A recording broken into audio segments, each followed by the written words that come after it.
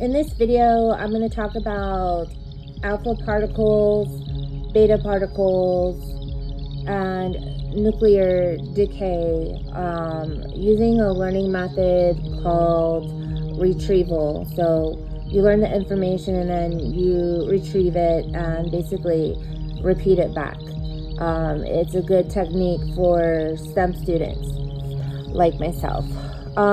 So we have okay, so first of all, we're talking about an atom, and we know within an atom is protons and neutrons. Okay, the protons are positive, neutrons are neutral, and then we have around it electrons in different spheres.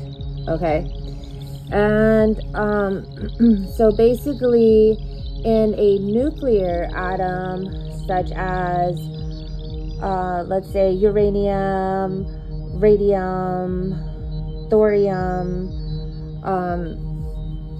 we have what's called an alpha particle, which is represented like this. To me, it kind of looks like an A in a fish, and it's a positive charge, a two positive charge. So that would be basically the same as a helium, which is a gas molecule if you don't know, with a positive 2 charge, which means that it's missing 2 electrons, which are negatively charged. And then we have what's called a beta particle, and a beta particle is represented like this, and that one has a negative 1 charge, just like an electron, but not all electrons are beta particles. And beta particles have to do with nuclear atoms. So having said that, also an alpha particle is 10 to the 3rd times more massive than a beta particle. So if we did 10 to the 3rd, we had 10, and then we're just gonna add 3 zeros. That's how much times bigger or larger, massive than it is as a beta particle. And the reason for that is because an alpha particle contains 2 protons and 2 neutrons. Protons are a lot larger than an electron. An electron is so small that they say that the mass of it is 0, but that's just because it's so tiny that they just consider it a 0 because it's such a very small number. Now in nuclear decay, there's a thing called, okay, let's just go like this. There's beta decay. So let's say the beta particles are out here because it's electrons, right? And beta decay, these will be released and be ejected out, and then they will try to bond with a positive atom, because negative and positive are attracted to one another, and that's called beta decay, which creates a radioactive energy, which is radioactive energy is a release of alpha particles or beta particles. Now what's really fun is alpha decay. So in alpha decay, if you imagine this is the nucleus, right? And then in here you have protons and neutrons and stuff like that. And then out here we have our electron cloud, okay, which is -1. Here's our little electrons, right? And then we have our positive, and then our neutral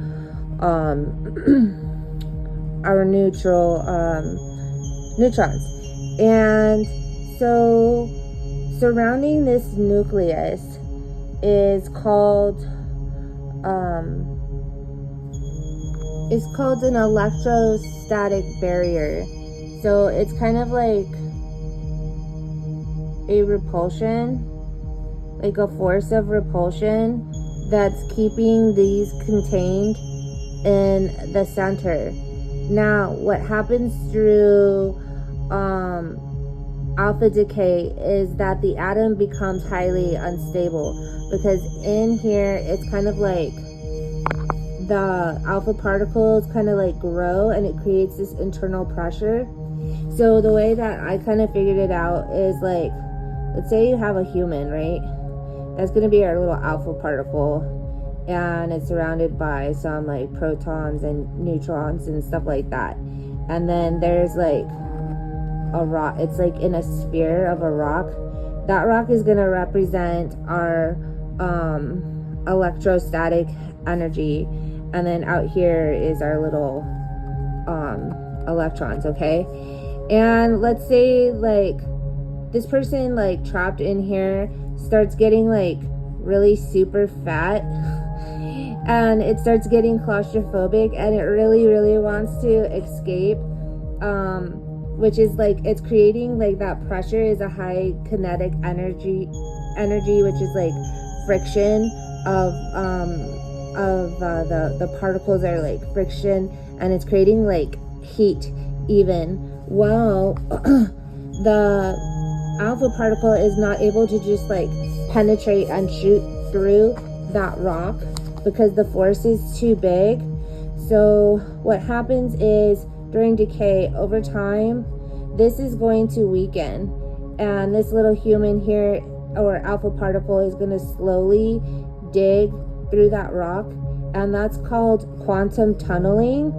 And then so then when it finally like, here's the electrostatic energy, and it's like quantum tunneling through the rock, and then it finally opens, it's gonna escape like super fast. Like it creates a huge burst of energy, and then because of that huge burst of like positive alpha particles, it's gonna rapidly start trying to grab the electrons to it, like very forcefully. It's going to be stripping electrons from the atoms around it, which is highly damaging.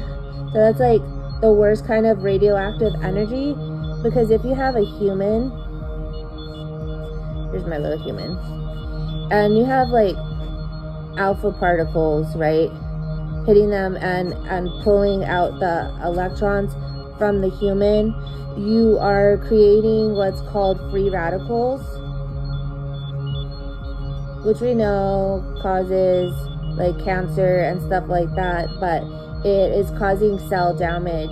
And if you like inhale it, or it's getting on your skin and stuff like that, then it's gonna be like damaging the cells and start damaging like the DNA and all of that, which is really bad.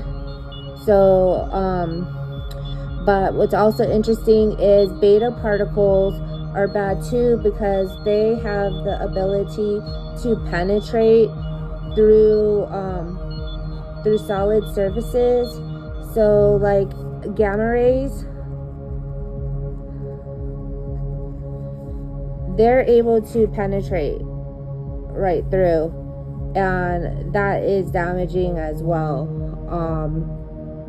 So yeah, nuclear decay is not good, but I don't know, I thought it was really cool. And then the other reason too is like the alpha particles, or those protons, because when you have a positive and a positive, it's going to repel one another. Like a positive is attracted to a negative. If you have two positives, it's gonna repel each other. So it's like expanding because it's trying to repel each other.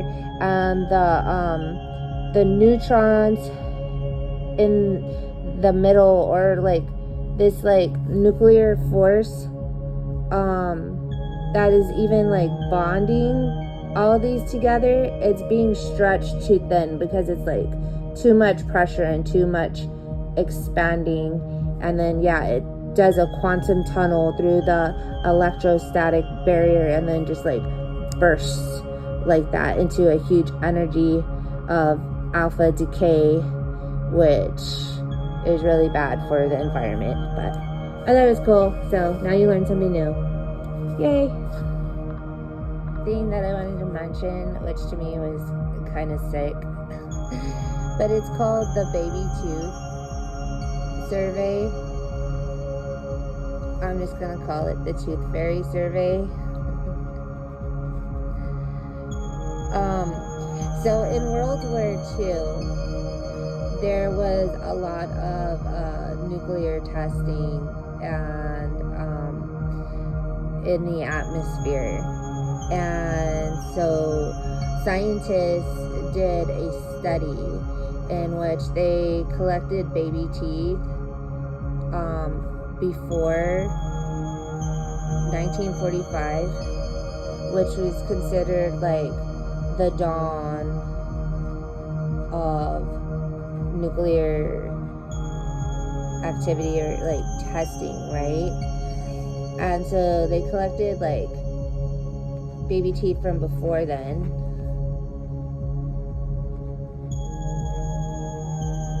That's my fairy.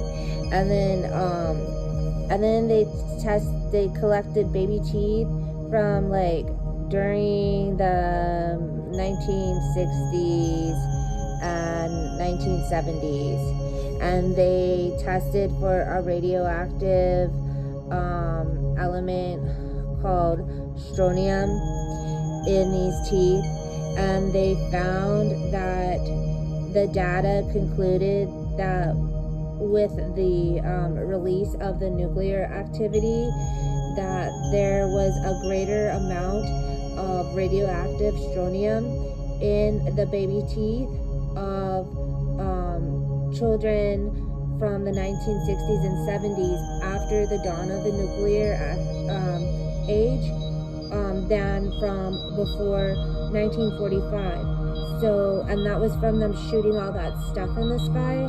So then they were able to conclude that by them doing all this testing in the atmosphere, that you know, it was getting into even the children's bodies. So then they made like an agreement to, I guess, I don't know if it said like halt it or slow down this testing, because they realized that it was really unhealthy for humans. So yeah, that was kind of sad and kind of sick and kind of morbid, but I thought I'd mention it because it does have to do with health, which I'm really interested in. And I also am into what they call green chemistry, is when you care about the environment and public health, because you realize that the environment directly impacts public health, and also the environment also impacts our behaviors and our DNA and our genetic sequencing through epigenetics, and the long-term vitality of not just our species, but our entire planet and everything living on it. So good to know.